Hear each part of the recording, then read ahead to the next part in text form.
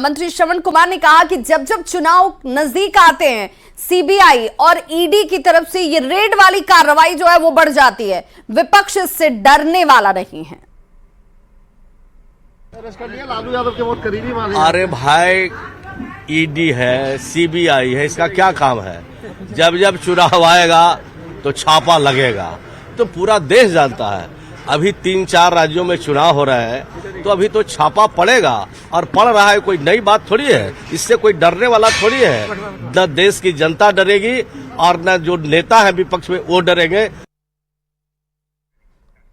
और बड़ी खबर गुजरात से, जहां सूरत रेलवे स्टेशन पर भगदड़ मच गई। भगदड़ में बिहार के एक यात्री की मौत हो गई है। मरने वाले यात्री का नाम अंकित वीरेंद्र सिंह बताया जा रहा है, जो छपरा का रहने वाला था। दिवाली में ट्रेन से जाने के लिए घर से निकला था, लेकिन भगदड़ का शिकार हो जाता है और इसमें इस शख्स की जान चली गई है, जबकि 4 लोग बेहोश हो गए। सूरत रेलवे स्टेशन पर यात्रियों की क्षमता से ज्यादा भीड़ नजर आई। छपरा जाने के लिए यात्रियों की सबसे ज्यादा भीड़ देखी गई और इस वक्त ये तस्वीर आपके टीवी स्क्रीन पर एक्सक्लूसिव, जिस दौरान भगदड़ हुई। हालांकि यहाँ पर आरपीएफ की तैनाती की गई थी रेलवे स्टेशनों पर सुरक्षा के दृष्टिकोण से, लेकिन लोगों की भीड़ इस कदर बढ़ी कि आपाधापी और भगदड़ जैसे हालात बन गए।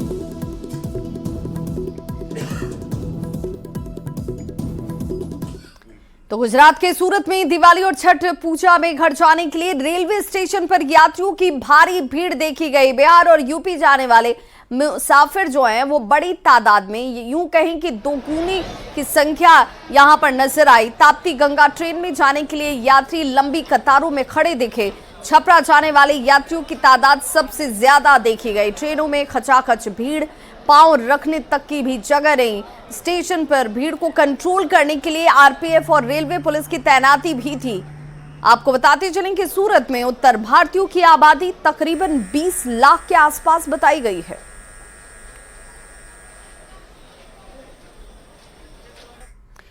पटना में जन सुराज के संयोजक प्रशांत किशोर ने कहा कि नाली गली बने या ना बने, स्कूल अस्पताल जब सुधरेंगे तब सुधरेंगे, लेकिन 1 साल के अंदर जितने आपके घर के लोग बाहर मजदूरी करने के लिए गए हैं और आपके जो बच्चे बेरोजगार बैठे हैं, उन सभी के लिए 12 से 15 हजार का रोजगार की व्यवस्था इसी बिहार में वो कर देंगे। लोगों को वोट की ताकत का एहसास कराते हुए प्रशांत किशोर ने कहा कि अगली बार वोट नेता का चेहरा देखकर आपको नहीं देना है, बल्कि आप अपने बच्चों के चेहरों को देखकर वोट दें। व्यवस्था बनाने का प्रयास शुरू किया है।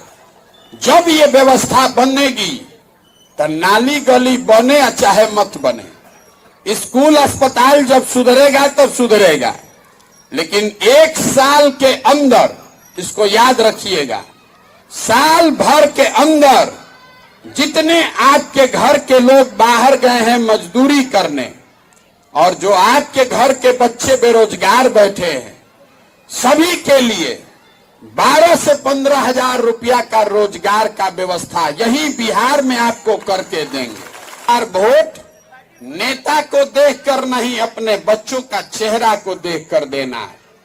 और वोट का कीमत है रोजगार और पढ़ाई। केंद्रीय मंत्री पशुपति कुमार पारस ने कहा है कि जीतन राम मांझी महादलित समुदाय से आते हैं। नीतीश कुमार से भी सीनियर वो नेता हैं और ऐसे में सार्वजनिक तौर पर तू तड़ाक करना बेहद गलत है। उन्होंने कहा कि नीतीश कुमार अपना पद छोड़ दें और अपने ही दल से किसी दलित या अति पिछड़े को मुख्यमंत्री बना दें।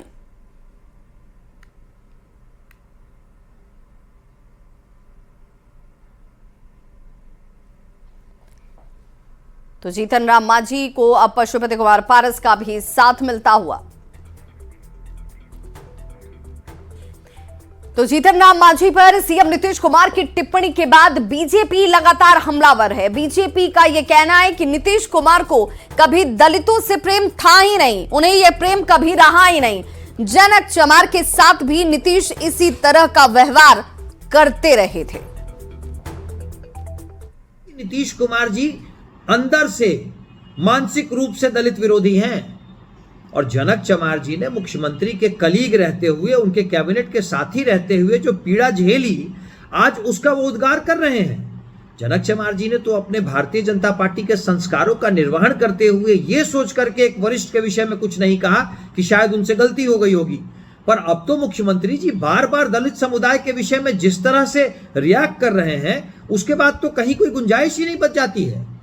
तो जीतन राम मांझी पर दिए गए नीतीश कुमार के बयान पर कांग्रेस के प्रदेश अध्यक्ष अखिलेश सिंह ने भी अपनी प्रतिक्रिया दी। अखिलेश सिंह ने कहा कि नीतीश कुमार की भाषा जरूर थोड़ी अटपटी थी, लेकिन उन्होंने जो कहा वो तो सही बात कही है, उसमें कुछ गलत उन्होंने नहीं कहा है।